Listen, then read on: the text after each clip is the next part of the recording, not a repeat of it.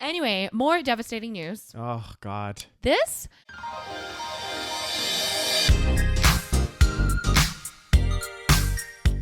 Hi, and welcome to the SaVeg Podcast. I'm Rose, also known as Cheap Lazy Vegan on YouTube. And I'm Daniel, one of your favorite guest stars on Cheap Lazy Vegan's YouTube channel. We're two friends who love to talk about the latest trending topics. So get comfortable and join us while we give our SaVeg take on just about everything.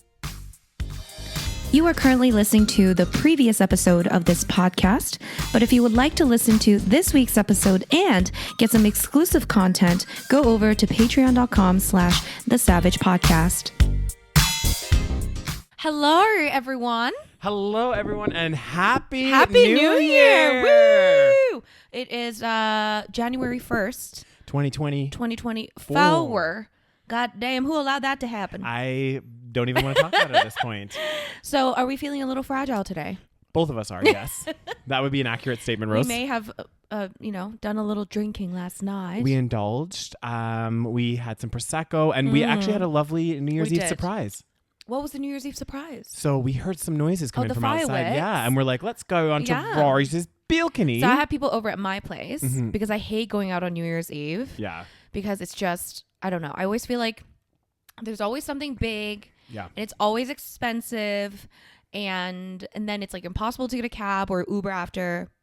It's probably overpriced. It is overpriced. Daniel's looking at me because I'm flailing my arms and he thinks I'm going to disconnect the mic. It stresses me out, guys. Wait till you guys, you know what? I know I keep promising this blooper reel. Actually, remind me this time, Rose. I want to show you what I have so far. Daniel, I can't remind you of everything. You are a grown-ass man. You're going to have to figure it out yourself.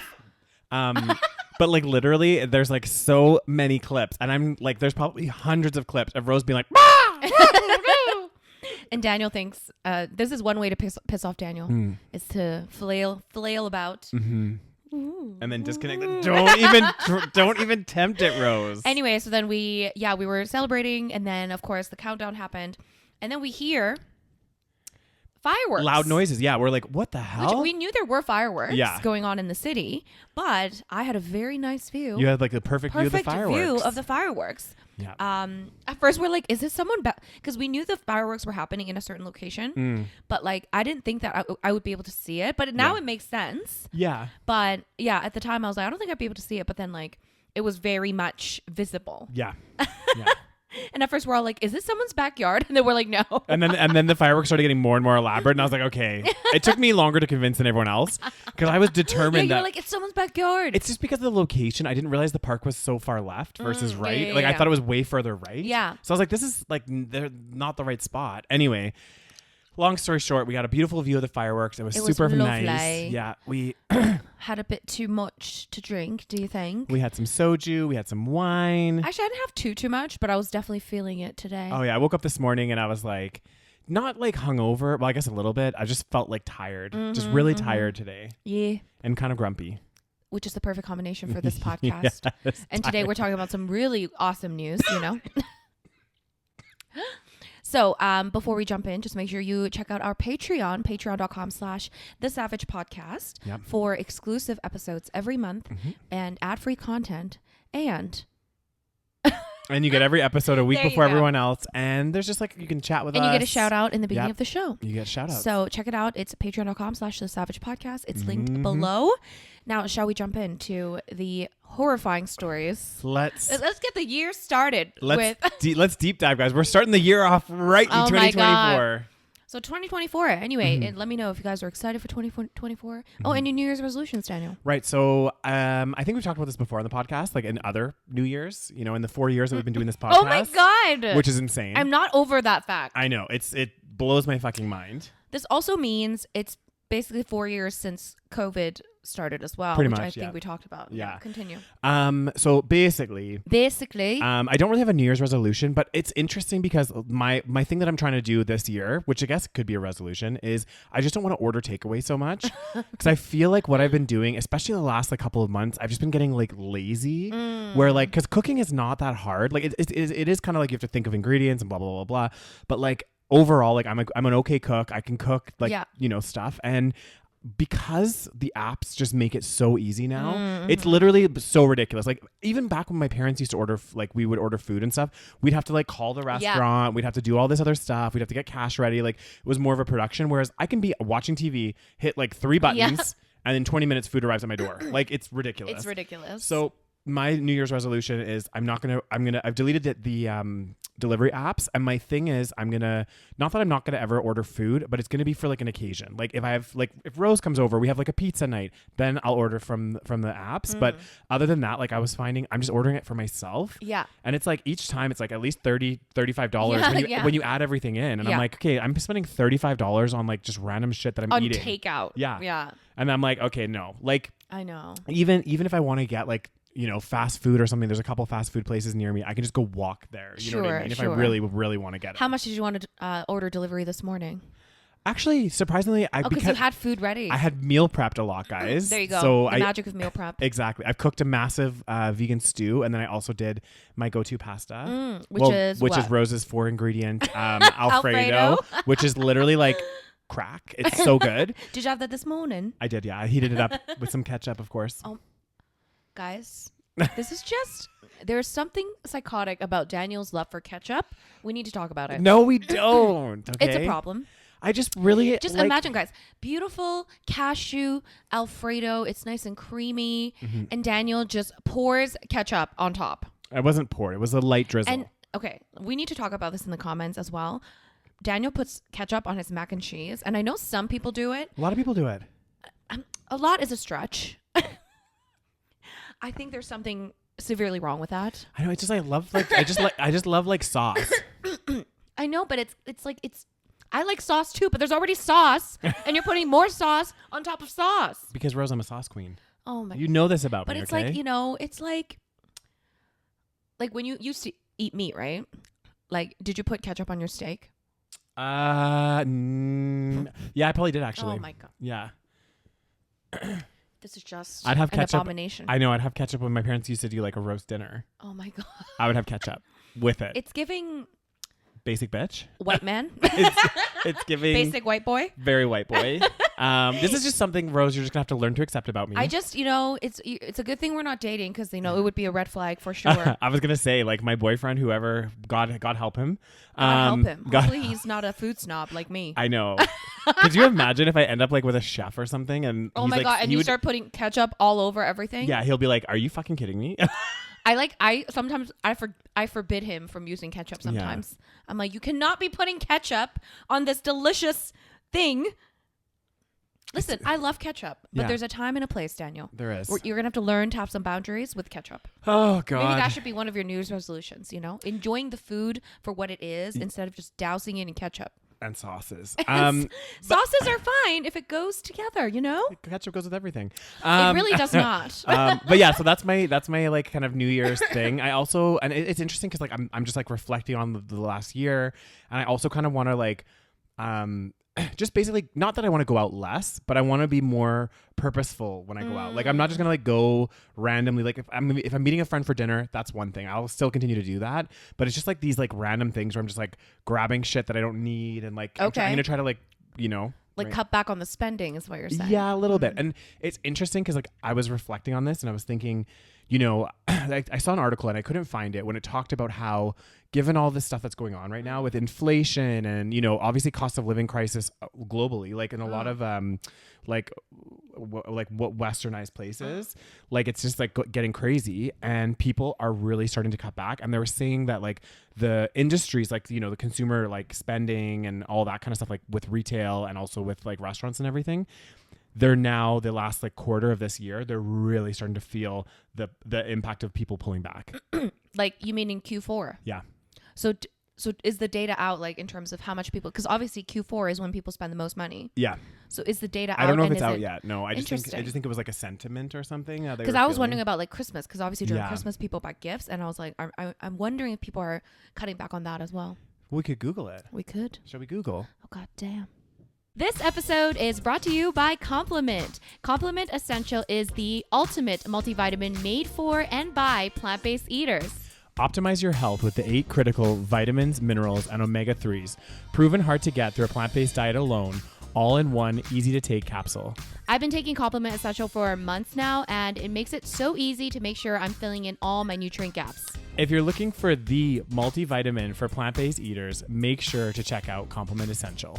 Go to lovecomplement.com. That's LOVECOMPLEMENT.com and use code SaVeg Podcast, SAVEG Podcast, to get 15% off your order and save even more by subscribing so you never miss taking your vitamins. Be sure to check out their other awesome products like vegan protein powder, gut nurture, and daily greens. Once again, that's lovecomplement.com and use the code SaVeg Podcast to save 15% off Complement products. Thank you so much to Complement for supporting this podcast. Thank you.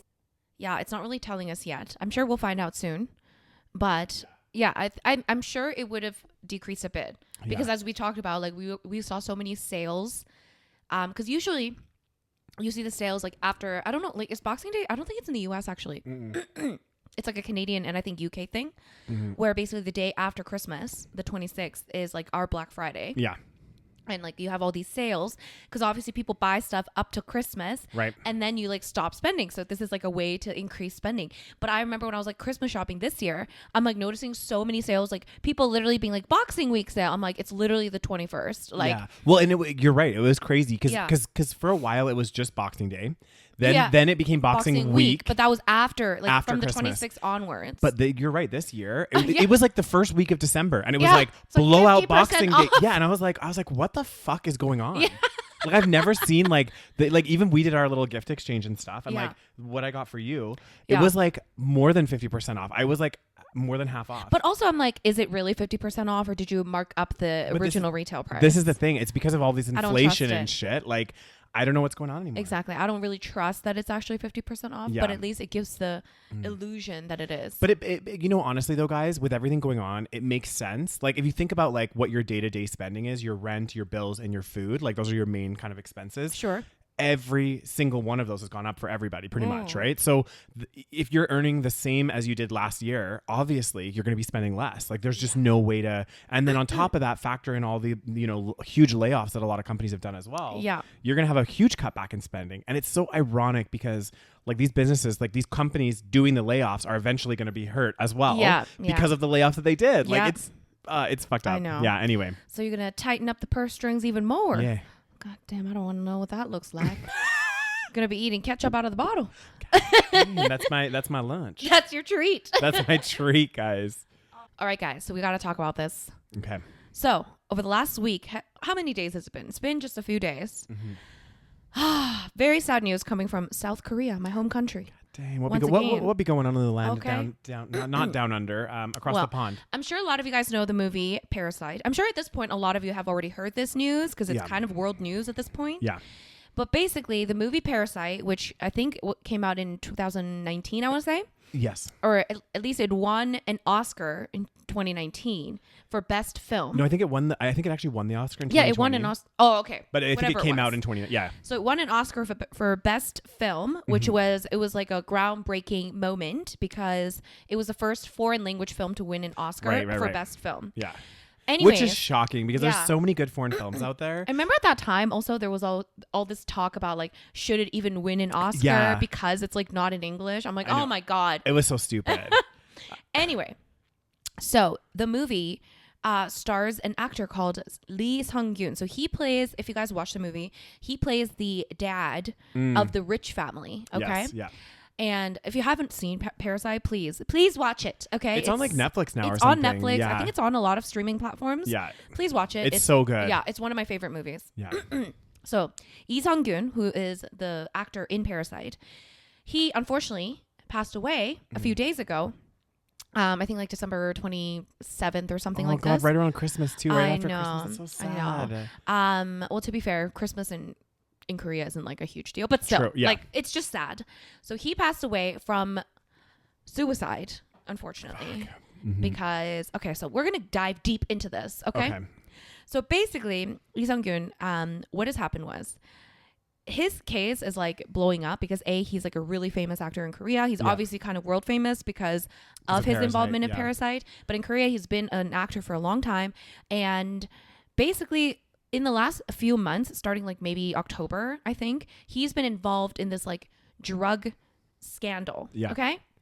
Now, South Korea is very strict when it comes to drugs, which I find very hypocritical because, again, I hate when countries are like, oh, drink as much alcohol as you possibly can. Yeah. Yet, if you do some other drug to alter your state of consciousness in a different way, that's like illegal and immoral. You're a bad person. Yeah. And that's kind of like the public sentiment toward drugs, and also like you can literally get jail time for like taking marijuana. Yeah. You know what I'm saying? So he got into this scandal. I'm not exactly sure on the specifics of the scandal, but basically he got into this huge scandal, which was like a big media frenzy. Yeah. Because he got accused, of taking drugs, going to this like, I don't know, some kind of was it like a brothel or something, or some kind of like bar that's a little bit, a little shady. A little shady. Yeah. And essentially he was accused about that. The whole story broke out. He started getting like being investigated, and they took him through 3 drug tests. All of them came out negative. And yet they continued to push the issue, continued to release more information, and he lost like all his brand deals, all his like, movie deals, like whatever, all his work essentially. Do you know why, like initially, not why, but do you know who was like leaking all this stuff and who was? There's basically, I've heard that he's been getting blackmailed by the manager of this bar, of this like hostess bar, or this, whatever, this brothel, whatever this is, because I guess like the allegation is that they, like he went back to her place and there was like drugs going on in her place. And so I heard that she was blackmailing him initially. Right. So really, instead of investigating that, the police was focusing just on, oh, you did drugs, essentially. Yeah. And but really there's nothing to like fully substantiate the claim. Yeah. And even honestly, maybe he did, like, whatever. Yeah. I just feel like it's just so, if he did, that's his business. That's your business. Like, you should be dealing with that yourself. And obviously he's a married man, so that's it adds another element of the controversy. And apparently we as a public have, the right to just probe into these people's lives.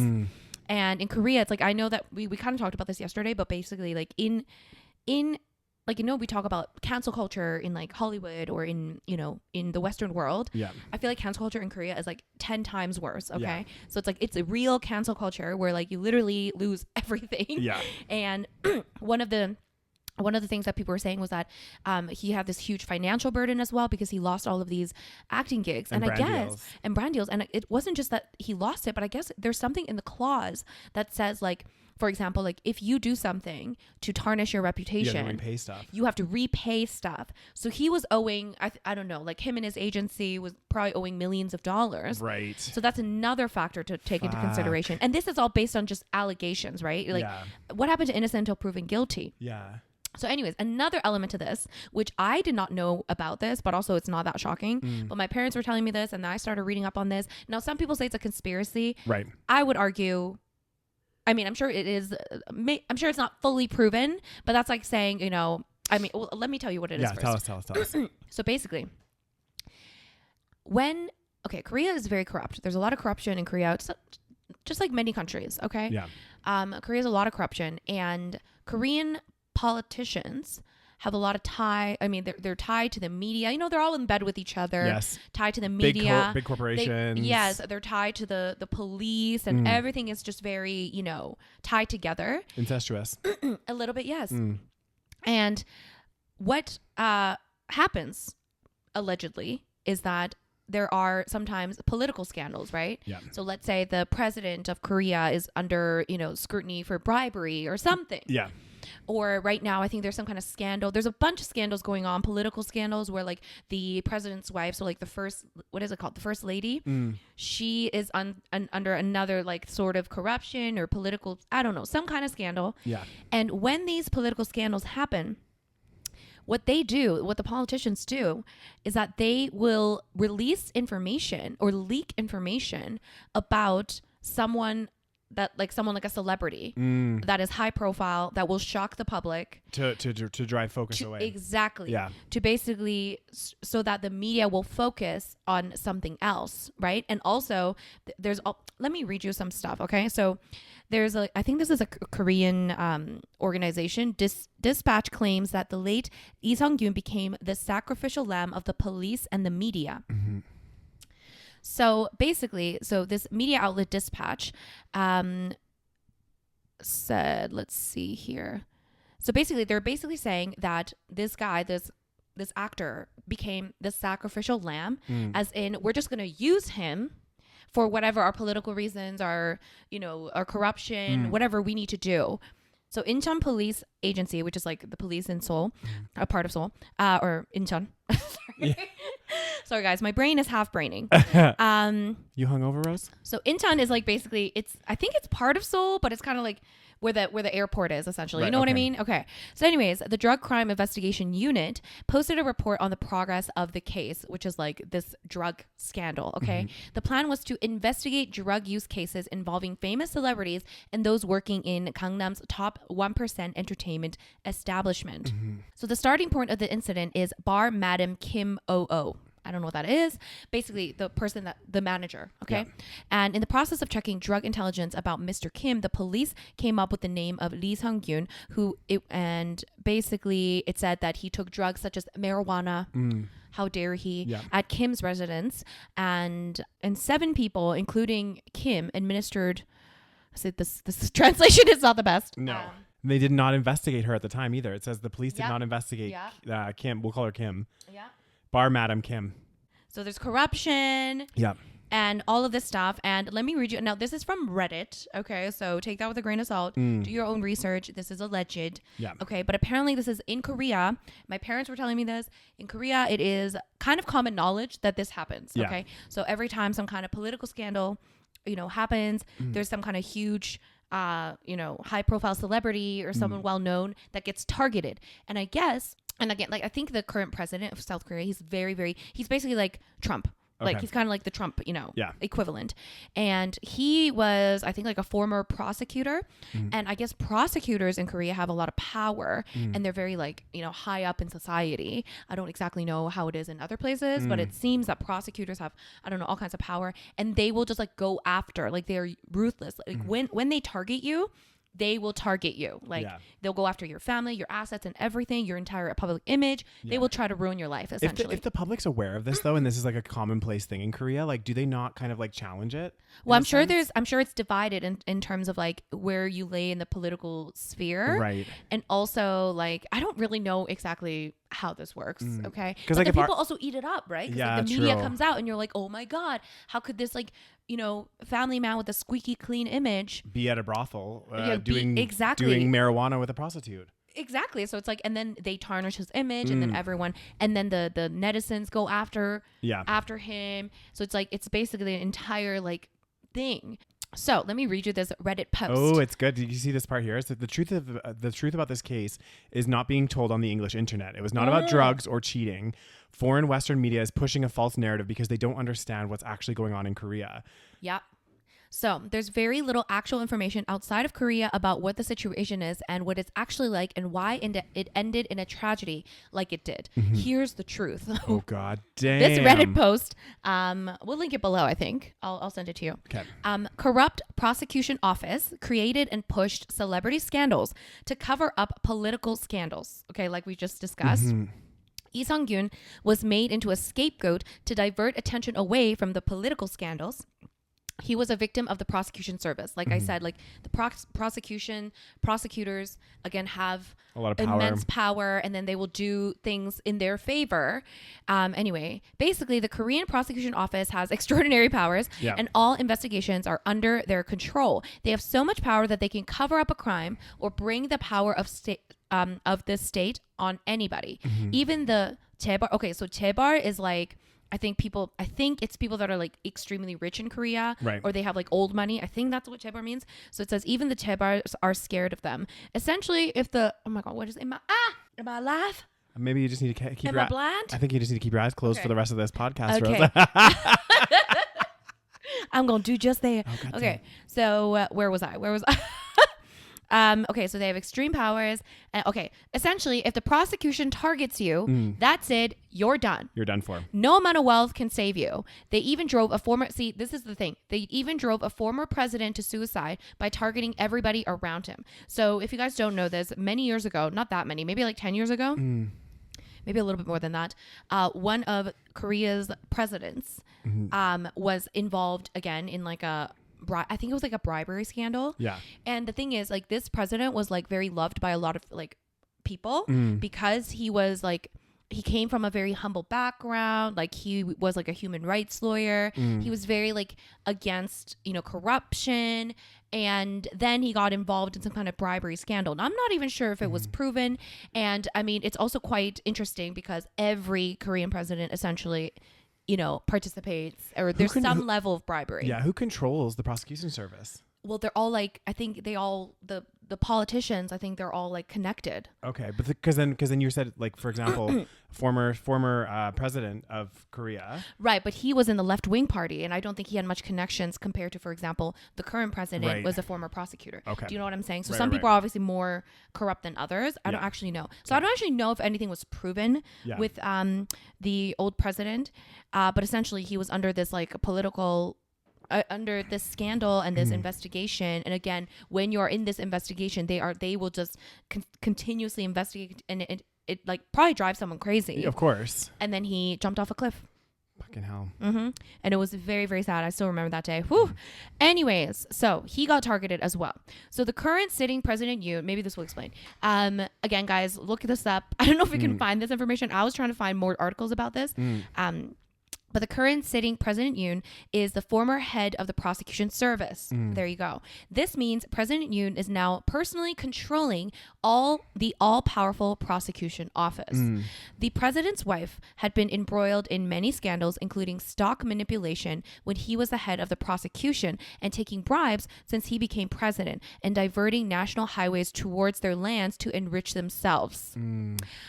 If all of these were properly investigated, there's a good chance he'll be impeached and both would be thrown in jail. So what does he do? Divert attention. Historically, it has been the case that the politicians would force the press to create a celebrity scandal whenever a political scandal came up to divert attention. This is a well-known pattern in Korea. It is even worse in this presidency, probably because he's a former prosecutor, head of the prosecution office. This is reinforced by the fact that the news articles came out even before a formal investigation had even started on Lee Sun-kyun and So G-Dragon is another artist that's under like a drug investigation. Right. So I guess what they're saying is even before they even had a formal investigation, they started pushing out news. Yeah. Which is crazy. In the video, you can see... Oh, so there's a video he linked. You can see the clip of President Yoon admitting that the accused end up committing suicide because the prosecution have their foot on their necks, which makes them afraid and feel like they have no hope of escaping. Yoon is literally on video admitting that forcing people into suicide is a tactic used by the prosecutors. Holy shit. What the fuck? Both Lee Sun-kyun and G-Dragon did multiple tests and they all came back negative. But the prosecution office kept leaking unsubstantiated stories relating to his alleged drug use. For example, the allegations came from a woman that he reported for blackmailing him, completely unsubstantiated and from a dubious source. So basically the blackmailing woman leaked information, which is obviously kind of like fucked up. It's like especially if he already reported her as blackmailing him. Exactly. And they're like, oh, well, actually, they're taking her word for it. Exactly. It's like if someone was blackmailing you, Rose, and then they were like, oh, well, let's just talk to the blackmailer about what Rose is doing. And of course they're going to make up some fucking bullshit. Instead of investigating the blackmailing aspect. Yeah. And despite repeated negative drug test results, the news outlets and the prosecution continued to hound Lee to the point where he took his own life. Lee realized that he was marked and there was no escape, that the prosecution will continue to go after him and everybody around him, including his friends and family. That is the real reason why he took his life, not the cancel culture BS online. Well, I'm sure, I mean, that's a speculation. Yeah. I'm sure it's it's a combination. It's a combination of everything. Yeah. But I do think like probably at this point you're probably like, I'm fucked. There's nothing I can do to save myself. There's also a famous Korean far right YouTube channel called something who exposed personal details of Lee Sun-kyun, and it was revealed that they were personally gifted items from President Yoon himself. That's so fucked up. This channel is well known for maliciously spreading lies about celebrities, politicians, and other public figures. Blah, blah, blah. To someone outside Korea, it may draw skepticism because very few people actually know much about Korea, and it's so different from what you've been told. But this type of corruption and behavior from politicians is common knowledge in Korea. Well-known Korean political commentators echo the same thoughts. Furthermore, many Koreans have been speaking out against this. A lot of people know these drug scandals are always lies to divert attention. Although there's a percentage of the public that were brainwashed by the fake news, a large percentage of Korean public are smart enough to see through this corruption. They know Lee Sun-kyun and G-Dragon were unfairly targeted, and many support the dismantling of the prosecution office. So I don't think Korean public should be blamed for Lee's suicide. That's interesting. Who actually should be blamed, and who you should point the finger to is the corrupt sitting President Yoon and the prosecution office. They have blood on their hands. God damn. These are strong words. And strong. This is quite the scandal in Korea. It's quite insane. Yeah. That's why it's so sad to me, because it's like, okay, the thing is, we've talked about this before, but Korea, like you guys know I'm Korean, okay? I love Korea. Wait, you're Korean? I know. It's shocking. Oh, I had no idea. But it's like, I love Korea and like I love Korean culture, but like it is a fucked up society, okay? I will not even, like, there is no other way to describe it, okay? Lowest birth rate, I think, in the world, or OECD nations. I think it's really low, yeah. And it's not for a good reason. It's not like they're like, oh, we should just like, care about the environment. It's because it's so hard to live there. Yeah. And people just are struggling, so they're not having babies. Yeah. And they have the highest suicide rate amongst OECD nations. And it's so, there's so many issues. And what was I going with this? Where was I going with this? You were just talking about like the things you liked about Korea, and then like, the things how like there's a lot of fucked up things going on there. Exactly. And like, oh yeah, to me, what's extra sad about this story, it's like I was so sad. I was like, oh my God, like I just feel so bad for him because it's like he like I was watching interviews of him like 8 months ago, and of course, like you never know what people are going through based on how they're acting, but like everything seemed fine with him, right? It's not like he was necessarily known for having depression or suicidal thoughts before, and it really does seem that I'm almost certain that it was this entire situation that drove him to do what he did. So it's like, again, it's still sad, of course, like tragic when people commit suicide through years of depression and all that stuff. That's also fucking sad. But it's like, imagine like one thing that happens like this, you get targeted or something, and then for months you're hounded, and then you feel like you have no other way out but you have no escape. Exactly. And this only I think it started in October, which is like less than 3 months. It's crazy. And it's like, your life's over. It's so sad. That is really sad. Anyway, that happened. Let me know what you guys think. Do you think this is all conspiracy? I don't think so. Do you think that we'll see if anything comes out. They were saying about like the majority, but a large part of the Korean public are seeing through this though. Yeah. And like, if him and his wife, like the president and his wife are, doing all of these political scandals and things, like there might be, maybe we will see some retribution.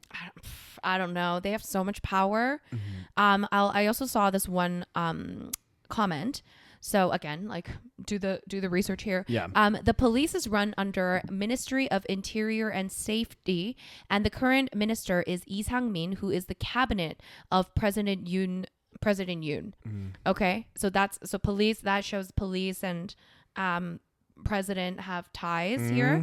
The president definitely has control over the police. You are delusional if you deny this. The police also leaked information to KBS, which is owned by the Korean government. So KBS, which is like a media outlet, they have released all kinds of shit, on the scandal. And their CEO is appointed by the president. The KBS CEO, Kim, was appointed by Moon in 2021, which is, I think, let's see, Moon Jae-in, I think that was a different president. Then after President Yoon was elected in 2022, Kim was dismissed from the CEO position.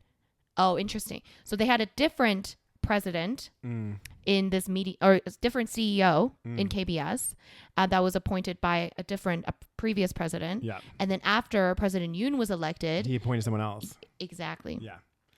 So he controls the police and the media. Yep. And this Kim, after this, he appointed a new CEO. That was September 2023. And guess when the investigations on Lee Sun-kyun and G-Dragon started and the police started leaking information to the media? October 2023. Not that hard to figure out what's going on. Use your brain. Oh my God. Anyway, it's all tied together. Yeah. And so I do feel like that's probably what happened. Like he was targeted. Yeah. And so sad. I'm so sad.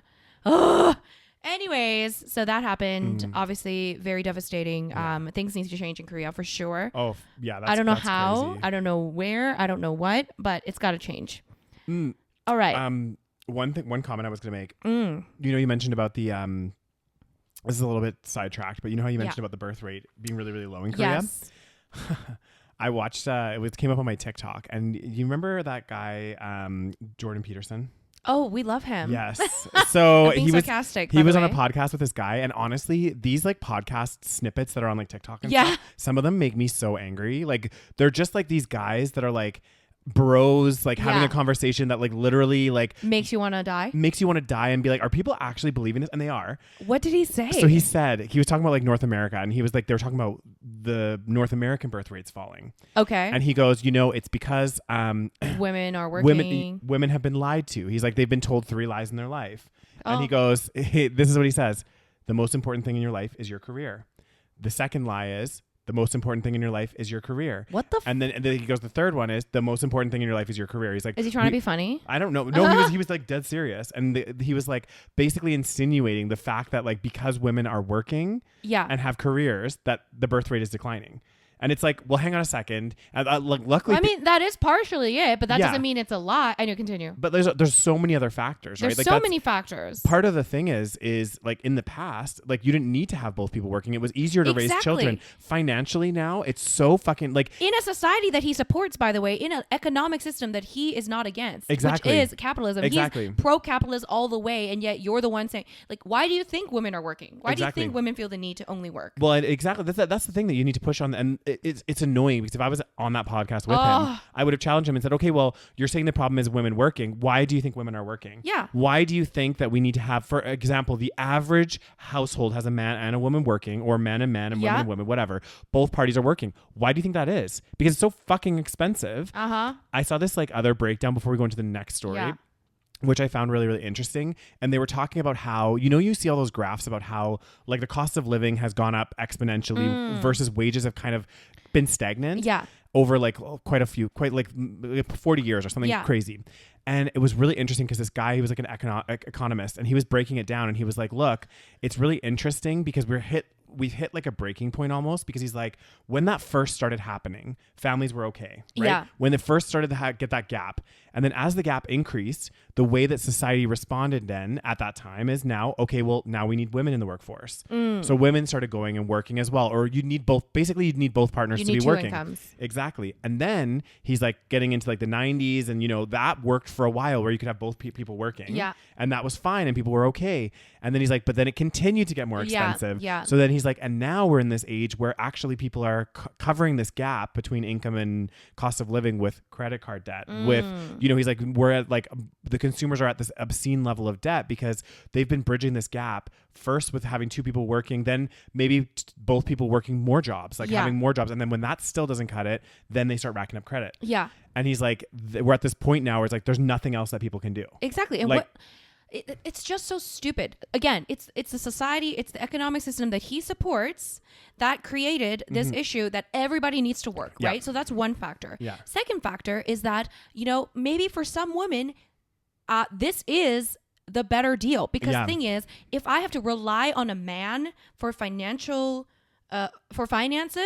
then that leaves me very vulnerable. This is such a good point, Rose. In the and I'm so happy people were writing in the comment section, because they were saying when this guy was saying this stuff, they're like, well, hang on a second, we've been taught as women over these years that number one, men are unfaithful. Your partners can be unfaithful. Relying on somebody for all of your support and finances is a very, very vulnerable place to put yourself. And actually, like, we've seen divorce rates have gone through the roof, and there's reasoning for that. Yeah. And it's like, if more than half the marriages end up in divorce anyway, imagine you spent 20 years relying on someone financially. Exactly. You get divorced, you've been out of the career space, and you have to start over. And you can't even guarantee, that you're going to get a certain alimony. Like, exactly. I guarantee you also that he is not for women. Are you okay with every single divorce situation, the woman getting half or whatever, for the rest of her life? Like, is that the system that you're okay with? Yeah. It's like, what do you think? What do you want women to do? It's like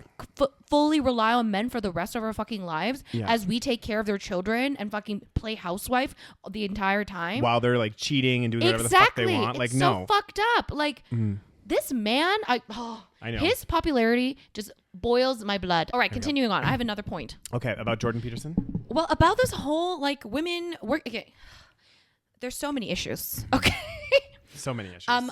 First of all,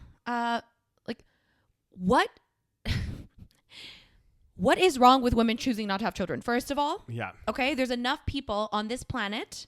We do not need more and more children running around. Okay, that's just your weird like sense of what you think the world should look like. Yeah. Okay, everyone should have individual freedom to decide to have kids or not.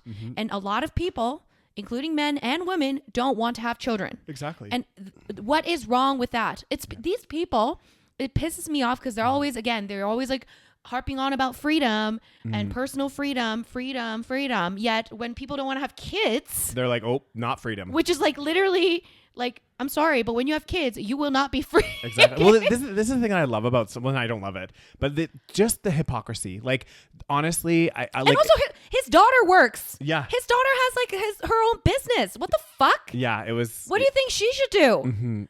Like, is it okay because she has a child and has a business? And that's another fucking factor, okay? Because if you have kids and you have a career, which I'm sure maybe he'll be like, okay, that's fine. As long as you have kids, you can still have a career. Yeah. If you have kids and you have a career, guess what's going to happen? Do you think the man is going to be taking half the responsibility of the child? Almost certainly not, especially in the world that you live in. You want the woman to be the main caregiver of the child. Plus, she's going to have a career on top of that.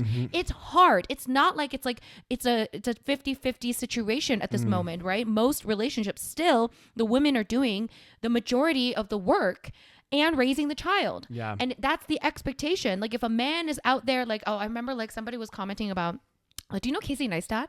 No. So he was like a really famous YouTuber, like a daily vlogger. Was he like a photographer by trade or something? I think so, yeah. And he was like older, like in his 40s, right? Yeah. So he lived in like New York and he did daily vlogging for years. I remember. So now, and then I guess he was on a podcast. I didn't listen to this podcast, but there was a part of the podcast where he was like talking about like, cause he had a baby when he was like 15 or something. Yeah. And then like, and he was talking about that. And then he was talking about all the sacrifices he made to like, become successful. And he like moved here and moved there and all this stuff. And the woman that was like doing the TikTok, she was like the entire time I was wondering, where's the child? Yeah. Right. Because it's like, and and again, it's nothing but bad to say about Casey Neistat, but it's like, it's the way that our society is, right? If he was a woman on that podcast and said, I had a baby at 15 and then started going on about how he moved here and here and here, you'd be asking, what about the baby? How did you raise a baby the whole time? Because we know by default, the mother of his baby was the one watching the baby. Well, that's how he was able to go out and live his dreams. Exactly. Well, and that's why when you often see like interviews with like execs and stuff, right? If it's a female CEO and stuff, they're gonna ask you how you balance. Exactly. They'll never, for the male CEOs, they'll ask them like topical questions. They'll be like, oh, like how have you, what's been your career journey? What's been your trajectory? Blah blah blah. And then if it's like Rose as a CEO, they'll be like, so how is your husband and kids? How are they coping? With you being CEO and running this company? It's like, what does that have to do with this? Like, it took two people to make this baby. Exactly. So that's another factor. Yeah, it's crazy. It's like, okay, this is why some women, they feel that they don't have a choice between career, or they have to choose between career and having a baby. Yeah. And right now in this environment where everyone has to really be working, unless you marry a millionaire who's going to cheat on you. Yeah. Then sometimes you have to make one choice. Like, you have to make the choice of career. Yeah. Like, you can't have a baby because the woman is expected to take care of the baby. So you are sacrificing your career if you have a baby. Fuck you, Jordan Peterson. Yes. Okay, and maybe your wife should, or your daughter should stay at home as well and not work and just take care of the baby. Maybe that's the maybe that's what you want. Solution. Oh, I hate. Anyway, more devastating news. Oh God. This family breaks my heart. I know, it's so sad. It is so sad. So I'm sure you guys have heard, but basically, you guys know last year, I think it was last year, Aaron Carter, big child star, passed away, and I don't know exactly the circumstances on his death. Do you want to just can you Google it? Yeah, hold on. Just because I can't remember if it was drug related or if it was like a suicide or something. I don't think it was suicide. Yeah. I think it was still accidental. Like it was like maybe accidentally like. Let's see. So it was so his cause of death was attributed to drowning after inhaling difluoroethane, I don't know this, and taking alprazolam, the generic form of brand name Xanax. So I guess he was taking Xanax, and then he was in the tub, and he was incapacitated while in the bathtub due to the effects of the drugs he took. So essentially, again, like we discussed, it's like we don't actually know if it was the actual drug itself. It sounds like because he took the drug, he passed out. And when you're in a bathtub, that's a very dangerous situation. So he drowned because Don't of that. do drugs in like hot tubs guys, or do bathtubs, not, guys. pools. Seriously, do not. If you're going to drink or do something, do not do it alone. Yes. Okay. That's another thing too. Another big, huge factor. At least like have people around you. But don't do like especially harder drugs or stronger drugs. But I think the issue is like a lot of these people like Aaron and I know had like many issues for years. Like think about Matthew Perry as well. They had addiction problems. Exactly. Right? So they don't actually, it's definitely an issue. Yeah. So he died, I think last year. Yeah. And recently, oh my God, like his sister, Bobbie Jean Carter, passed away on just a few days ago. And I think she was like his older sister, I guess. And the circumstances of her death are not known. But she also has been known to struggle with substance abuse. This whole and the sad part is they also had a sister. He had another sister that passed away years ago. I think her name was Leslie or something. Yeah, because I remember when remember that show they had, the House of Carters. Yes. And I remember because she was in it. Nick was in it, who's obviously famous from the Backstreet Boys. And then Aaron was in it as well. And I remember there was so much turbulence. And I think Aaron talked about his sister, like the older sister or whatever. Was this after she had passed? Yeah, I think that she had and it was like kind of like, it was just really sad. So that's 3 of your kids. Can you imagine the parent? Guys, I mean, bearing one child is hard enough. 3 children. I think it's also like this should. And I'm not saying this is the case always, but I think it just serves as a reminder. Like, when I was younger or people are younger, they're like, oh, I really want to be a celebrity. And like, I want to be in the limelight and doing all these things. It just shows you that like, there's a lot that goes on that's not cracked up to, because, a lot of these celebrities, like they do have like substance abuse problems, or, all this kind of stuff, because you're catapulted into this light that, can be good, positive, can be negative, can be all this different stuff, but you're impacted by it on a daily basis. And, it's just so sad. It's really sad. We don't know like all the details, obviously, but I mean, it could be a lot of things. But I just like, God, I can't imagine like, and like, it seems like Nick Carter, because Nick Carter also had some issues. I don't know if he was using much substances, but I remember there was like some moments like after the initial success of Backstreet Boys. And then I remember, I never watched House of Carter, but I think like there was definitely a lot of fighting going on. It looked turbulent. It probably was for the show as well, but there was it was definitely tumultuous. But I think he got married and had kids, and he kind of cleaned himself up, and he seems to living a whatever. I mean, who knows, right? But it's interesting because I watched there's a documentary on Netflix about Motley Crue and like Motley Crue's like rise to fame and all this other stuff. Motley Crue, they're like a really famous band. Oh, I've never heard of them. What? Anyway, are they older? Yeah, they're older. They're like from like I want to say like the 60s and 70s. Some of us weren't born in the 60s and 70s, Daniel. I wasn't. Anyway, but like they became really famous, and one of the they all were like crazy, like in terms of like partying. And in the beginning, you see like they're having fun partying and like sleeping with lots of girls and doing all this other stuff and just like being like kind of crazy. And then for one of them in particular, it becomes a really big problem. Right. And he becomes like a heroin junkie basically. And he's like trying to perform and all this stuff. And he's now, I think he's sober for many years now, but he got himself clean. Hold on a second. I'll call him later. Sorry. That'd be a group call. No, it's my dad. Oh, goddamn. I don't know why it does this. I think it's because I have his number saved. Oh, okay, I see. But yeah, so like, yeah. Yeah, there you go. Yeah, it'd be fine. But go. Okay. Oh, goddamn. We just want to read one last little thing about Bobbie. Okay, so Bobbie. So during their investigation, they learned that Bobbie was on probation for cocaine possession. However, they had mentioned that she'd not been using any, or she had claimed that she'd not been using any narcotics since her release. And no narcotics or paraphernalia was located in her room or bathroom, so they're not 100% sure exactly what happened with her. Right. Death. Yeah. So. But she was young, like 41. 41. Yeah. Oh, it's so sad. It is. All right, guys, our final story. Well, we're ending on a somewhat happy note. Okay.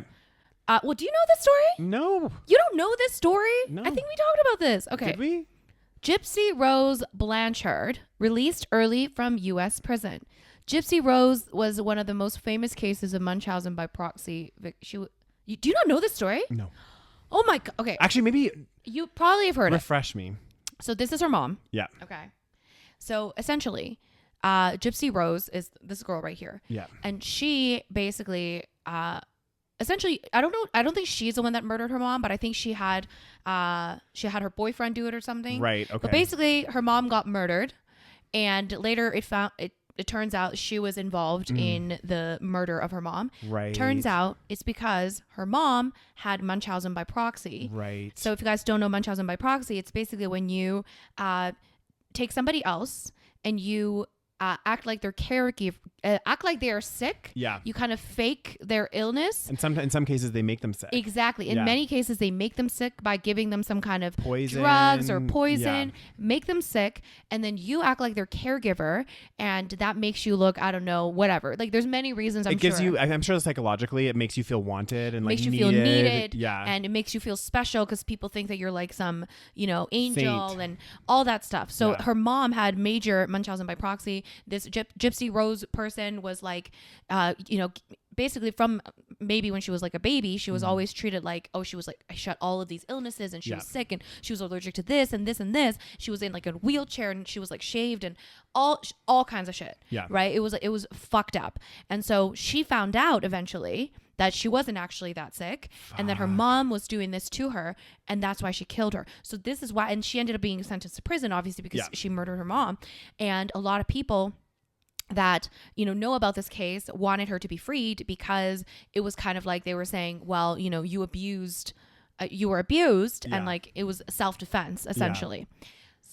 But recently, basically a woman who conspired to kill her abusive mother in a case that gripped the U.S. has been released early from prison. Right. So Gypsy Rose, now 32, pleaded guilty to the second-degree murder of D.D. Blanchard in Missouri in 2015. She plotted with her boyfriend, Nicholas Godejohn, to kill her mother following years of abuse. He stabbed D.D. Blanchard to death with a knife her daughter gave him, and the pair fled the scene.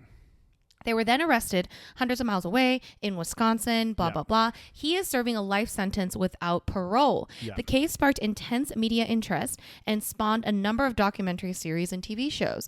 And I guess she was released after having served 7 years of a 10-year sentence. Okay. And a lot of people are celebrating her release. Yeah. And so I guess, sorry, continue. I was going to say, it just says, while in prison, she gave a number of interviews detailing her mother's abusive behavior, and a memoir she wrote while behind bars is due to be published this year. Oh God! In January. Wow. Potentially. So basically, Dee allegedly abused her daughter for years by convincing her that she was disabled and required medical support. She told people that Blanchard had multiple conditions, including epilepsy, vision impairments, and muscular dystrophy. She received support from charities, so that was also another factor, right? They're receiving money and sought treatment from dozens of doctors, often portraying her daughter as younger than she actually is, and subjecting her to unneeded medical treatments. She used a wheelchair, feeding tube, and oxygen tank, even though she could walk and had no health issues. Oh my God. So what do you think? Do you think she deserved to go to jail? What do we think, Daniel? This is a tough one. I think she still should have gone to jail. Yeah, I think the thing is, at the end of the day, she still killed somebody. Because the thing is, we could say this about everyone, right? Yeah. People fucking, they're abused. They might kill their, you know what I mean? Yeah. It's like I think, and it's easier said than done because we're not in those situations. But I think like, and obviously, I feel so fucking bad for her. It's a terrible situation either way. But at the end of the day, like, you know, I just feel like death. You know, killing somebody isn't necessarily the answer. And I feel like, you know, I can see why she did it. Maybe I think she should have a lessened sentence because she, you know, felt hopeless and felt like this was her only way out of this situation. And also she can't think clearly because, you know, she's been abused all her life. And I think when you've dealt with that, you don't think like a normal human. Like you're not thinking logically like a normal person would. Exactly. It's like those kids that like end up like, you know, locked in a basement for their whole life and stuff, and they just don't develop normally, right? Exactly. They think differently than us. But I do think like we as a society, we've, you know, if you kill somebody, regardless of how you do it, there should be some form of consequence. Yeah. You know, like. But yeah, I don't know how it happened that she was released early. Maybe it was like, maybe it was all of the public supporting her. Maybe it was, I don't know, somebody that realized, okay, maybe she shouldn't be serving the entire sentence. Yeah. Could have been that she was, you know, really good behavior. Good prison. Exactly. I mean, she doesn't have any other, like, it doesn't seem like she would be a threat. Like a repeat offender. But then someone could argue, like, if she's in an abusive relationship with a future boyfriend, maybe she, like, you know what I mean? Who knows, right? It's a tough one. It's tough. Yeah. You know. Apparently she's married. She got married in prison. Well, this is a weird thing, guys. I don't understand. Somebody explain this to me, okay? But there's like a big not movement. Of people being very infatuated by prisoners. Yes, and like women and men. Women usually. Yeah, well, it's primarily women. Yeah. But they'll send like letters, love letters. Yes. They'll get in relationships. They'll go for conjugal visits. Yeah. They'll fucking get married to like prisoners. So I think there's a higher chance of us getting married if we were in prison. So you're saying we should commit a crime and then hope for the best? Rose, we all know I wouldn't survive in prison, okay? So that's not an option for me, okay? I feel like you're pretty tough. I feel like you could hold your own in prison, Rose. Well, I mean, I'd be in a women's prison. Yeah. I don't know how that works, though. Yeah. I don't know if women's prisons are as nasty as men's prisons. I would probably assume not. Yeah, well, you never know, though. You men's are disgusting, you know. Damn. I would, guys, we all know I would not survive in prison. Oh, God. Yeah, it's interesting. Yeah. God damn. Well, I guess for her, it's a little different. Maybe somebody, because again, she's not like a sinister criminal. Yeah. Doesn't seem like. So whoever, ended up marrying her, I don't know. I don't know at all the love story. I just know she has a husband, apparently. He probably was like, oh, I feel bad for her. And like, maybe he like wrote her a letter because he was like, oh, like, I'm so sorry this happened. And then it like developed into a romance. God damn, Roses. Anyways, it's quite interesting. Yeah. So I guess that's a bit of a happier news. I don't know. A lot of people think that she shouldn't have been in prison in the first place. And now she's released and she can live her life. And, yeah, there you go. Sorry, guys. God damn. Well, on that positive note, as Daniel's yawning, I'm falling asleep. It's time for bed. Time for bed, guys. Yeah. Thank you so much for listening. Let us know what you think of any of the stories. Yes. Leave them in the comments. Leave your thoughts in the comments. God damn. And make sure you check out our Patreon, patreon.com/The Podcast for exclusive content, early episodes, and ad-free content. What else, Daniels? And if you are listening to us on your favorite podcast platform, don't forget to hit that follow because then you'll get updated as soon as a new episode goes live. Yeah, and give us a 5-star rating. Yeah, 5-star review, guys. Chance. God damn. And make sure you follow us on Instagram and all of that stuff. Yep. And we'll talk to you guys next week. Bye. Oh, Happy New Year. Happy New Year. Tell me your New Year's resolutions.